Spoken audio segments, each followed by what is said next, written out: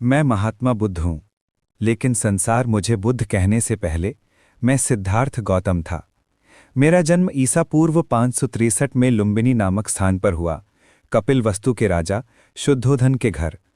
जन्म के 7वें दिन ही मेरी माता महामाया का निधन हो गया और मेरा पालन पोषण मेरी मौसी प्रजापति गौतमी ने किया।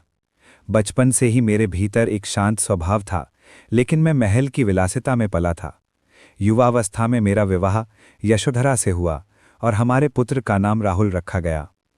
परंतु जितना मैं जीवन को करीब से देखता, उतनी ही मेरे मन में एक बेचैनी बढ़ती कि आखिर जीवन का सच्चा अर्थ क्या है।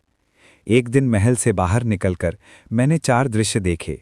एक बूढ़ा आदमी, एक बीमार व्यक्ति, एक मृत शरीर और एक शांत सन्यासी। इन्हीं 4 दृश्यों ने मेरे भीतर सवाल जगा दिया कि जीवन दुखों से भरा क्यों है और इसका अंत कैसे संभव है। 29 वर्ष की आयु में एक रात मैं अपने परिवार और महल को छोड़कर सत्य की खोज में निकल पड़ा। इस घटना को महाभिनिष्क्रमण कहा जाता है। आने वाले 6 वर्षों तक मैंने कठिन तपस्या की, कई गुरुओं से सीखा, जंगलों में रहा, लेकिन कठोर तप से भी सत्य नहीं मिला। तब मैंने समझा कि अति तप और अति भोग दोनों ही मार्ग सही नहीं हैं। सत्य मध्यम मार्ग में है। इसके बाद मैं उरुवेला, आज के बोध गया पहुंचा और एक पीपल के वृक्ष के नीचे ध्यान में बैठ गया। मैंने संकल्प लिया, जब तक सत्य न मिले उठूंगा नहीं।